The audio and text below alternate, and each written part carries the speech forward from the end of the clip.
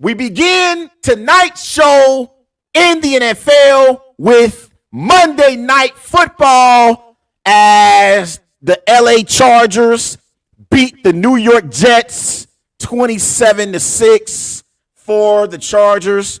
Justin Herbert, he went 16 of 30. He threw for 136 passing yards. Zac Wilson, he went 33 of 49, threw for 263 passing yards. Here's Jets head coach Robert Saleh after the game. Coach, it seemed like the team never had a chance to recover after that first quarter, giving up 14 points, and then pass protection tonight really hurt you. Yeah, felt like we obviously started hot. Defense get the 3 and out or whatever it was, and then the punt return for a touchdown. Felt offense was moving the ball. In that first quarter, we had the fumble. Still came out good. Had another good drive to midfield. Another fumble, if I'm recalling it the right way, and then that led to a touchdown. So just it was a lot of self-inflicted wounds. Felt like anytime we got momentum going, we just shot ourselves in the foot with penalties, turnovers, and just wasn't good enough. Robert, you keep.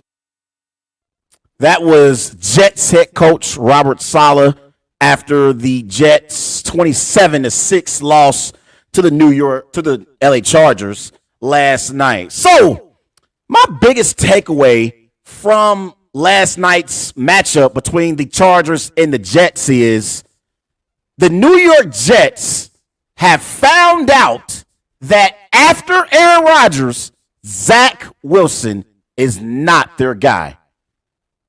Folks, at some point, we have to evaluate and assess what we see, and we have to acknowledge that Zac Wilson is a below average and a bottom tier quarterback. He's awful.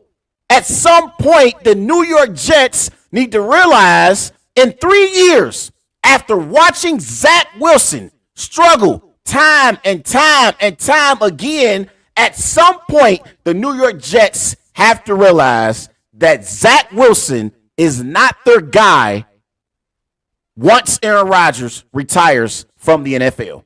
You look at Zac Wilson so far this season.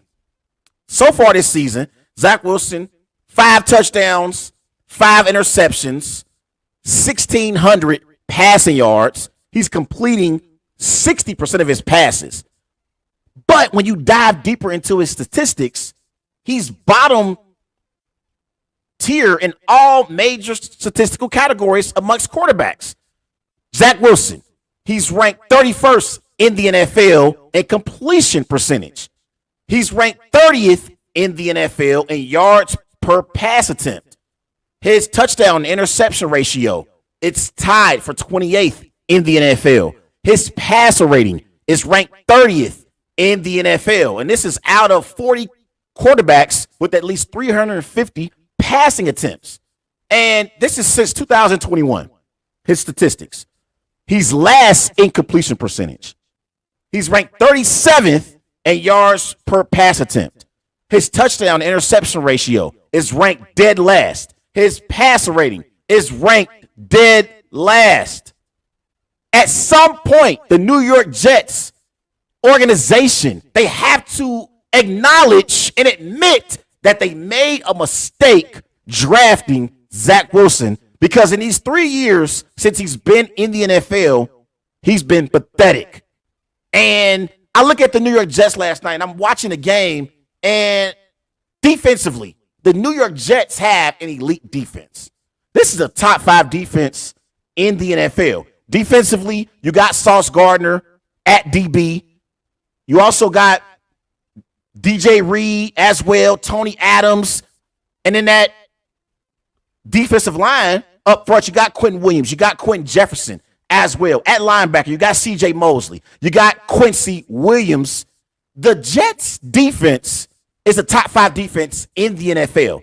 They have a Super Bowl caliber defense. Now, offensively, you at running back, you got Breece Hall. And I thought Breece Hall, in his rookie season last year, before he tore his ACL, was having a great season.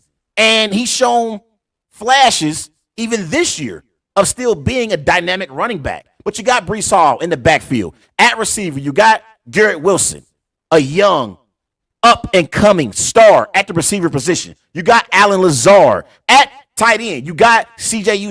Uzama.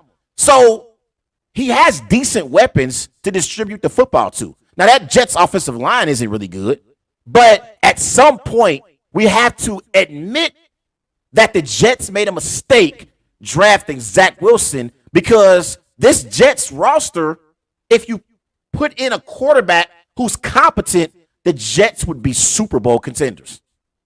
Yes, the New York Jets, if they had a competent quarterback, would be Super Bowl contenders. If Aaron Rodgers never tore his Achilles 4 snaps into the season for the New York Jets could be the team that could represent the AFC East in the playoffs as a division winner. Because I feel like the New York Jets, they have a better defense than the Bills and the Dolphins. They also have the best quarterback in the division. Aaron Rodgers is better than Tua. He's better than Josh Allen.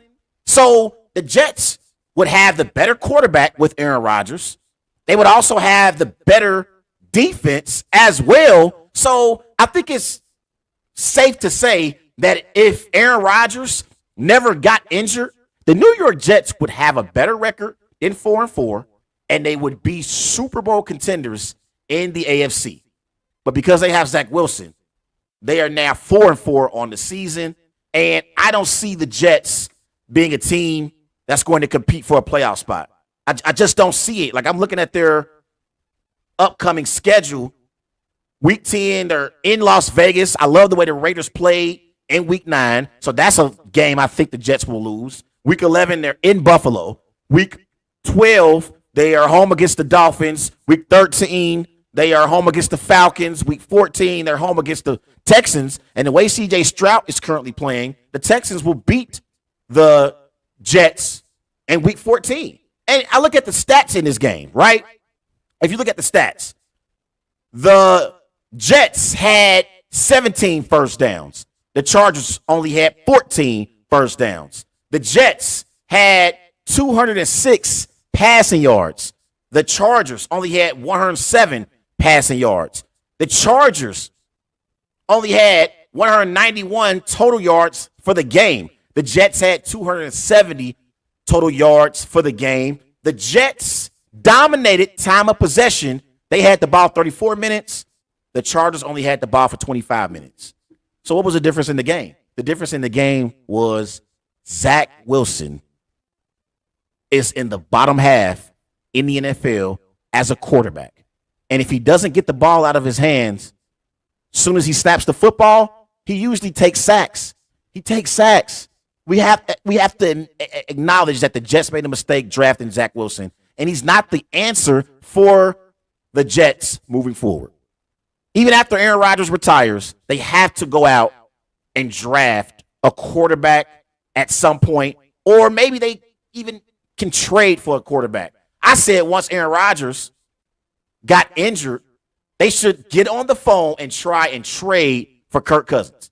Because I think if you add Kirk Cousins to this football team, the Jets would be playoff contenders. Now, if they had Kirk Cousins, I wouldn't pick them to be Super Bowl contenders, and I wouldn't feel like they're on the same level as a Baltimore or a Kansas City, but I would feel like they're at least playoff contenders with Kirk Cousins, because Kirk Cousins is a good quarterback.